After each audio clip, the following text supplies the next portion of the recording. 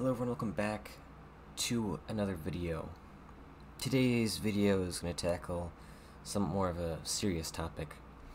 You see, there's a pandemic, not that pandemic, a different kind of pandemic, a pandemic of game developers. Game engines like Unity, Unreal, and Godot have made game development much more accessible over the years. And there's been a tidal wave of, frankly, really good indie games being made constantly, all the time. It never stops. But I think it's time somebody address this. So I'm going to be going over the top 5 ways to not make a game. Number 5, don't plan anything. When you start your project, don't think about all the different mechanics and rules, story if there's a story. Don't worry about any of that. Just get into your, into your scene, add some nodes, write some code, and just see what happens. As soon as you start consciously thinking about what your video game is going to be about, you are laying the bedrock for what could potentially be an actual cohesive experience that people might actually pay money for. So if you're gonna not make a game, it's really important that you don't plan, because planning is ultimately what gives structure to your game. Number 4, don't be organized. When you start making your game and you have all kinds of different scenes and assets and stuff, don't separate them into different folders. Don't use any kind of cohesive naming scheme or file structure. When you're writing variables in your code, don't use easy to remember or clearly defined names for different variables. A really good thing you can do is when you're getting assets from sources that you need to license, just don't keep track of where they come from. So that way you're basically bound to get like a lawsuit or something once your game finally releases and you have a bunch of copyrighted assets and you don't know where any of them come from. Oh, also, don't put all of your scenes and scripts and assets in your project folder. Just keep them wherever they happen to be on your computer. That way it'll be essentially impossible to keep track of all your project files. And for example, if you're cleaning out your folders and you accidentally end up deleting a bunch of assets, that'll really push you towards not making your game. Number 3, don't tell anybody about your game. A lot of what keeps people from making games is a lack of motivation, and if you just never tell anyone about your game and you lack self-discipline, then you're probably not going to get that game made. I can't stress how crucial a point this is. If you really rely on external motivation, then as soon as you tell other people about your game, you're going to feel sort of an obligation to live up to your own expectations. So yeah, just keep it to yourself. Also, if it backfires and you end up finishing your game anyways, despite not telling anybody, no one will know about your game once it's released, so it'll have no publicity. So at least even if you do make your game, no one will buy it. Number 2, don't use the asset library. Both Godot and Unity have dedicated asset libraries where you can find assets and plugins and all kinds of useful things. I don't know about Unreal or any other game engines really, but yeah, asset libraries are pretty common and pretty useful for making games, which is obviously what we're trying to avoid. There are also a lot of independent asset libraries, such as Kenny.nl, which just has tons of public domain assets, 3D and 2D and all kinds of stuff. Basically, whenever you need an asset, don't download it from the internet.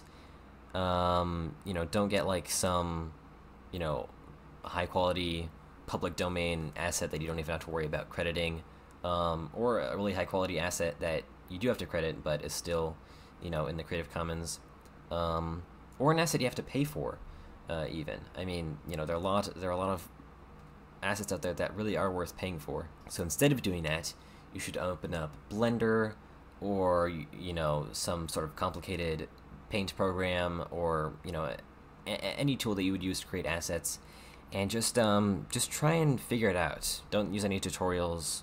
Just sort of, you know, just sort of swim through it until you inevitably give up. Also, for plugins, don't ever use plugins. Plugins are incredibly useful for making games, especially if you don't know, you know, how to code all that well. Whenever you need to do some like very complicated coding, or need, you know, some sort of component that's not built into the game engine but it can be downloaded as a plugin, just try and code it yourself, and just try and figure it out. All right, time for numero uno. Drumroll please. The #1 best way to not finish your game is procrastinate. Whenever you have free time, and you know, you just have nothing to do, don't even think about working on your game. Open up YouTube or Reddit, some social media site or whatever, and just, you know, fall down a rabbit hole and just waste hours and hours getting absolutely nothing done. Basically, get your game and the idea of your game as far away from your conscious mind space as you can. If you have a deadline, just put it off as much as you can. Then, once the deadline is getting close, you'll have to, you know, do all the work at once, and it will be very subpar. And that's usually what people do. They'll procrastinate until the deadline is very near, and then they'll get all the work done at once. Of course, the goal is to not get any work done at all. So ideally, you can get to a point where you are so comfortable with procrastinating that you just end up procrastinating right to the deadline, and you literally get nothing done. Of course, the best option is to just not have a deadline at all, so you never really feel obligated to work on your game, and you can just do absolutely nothing. Just do whatever you want. Just don't work on your game. So, yeah, that's how to not finish your game. I hope this tutorial was useful.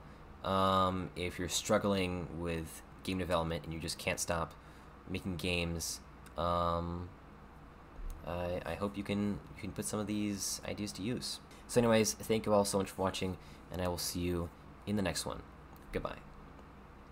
Well guys, we did it. 100 subscribers.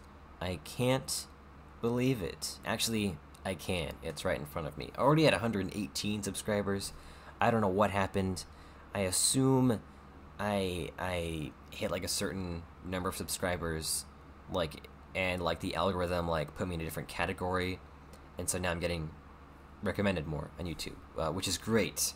I love that. Algorithm gods, if you could keep that going, that would be fantastic. So yeah, just thought I'd acknowledge that, because you know I didn't want to make it into its own video, oh, I hit 100 subscribers.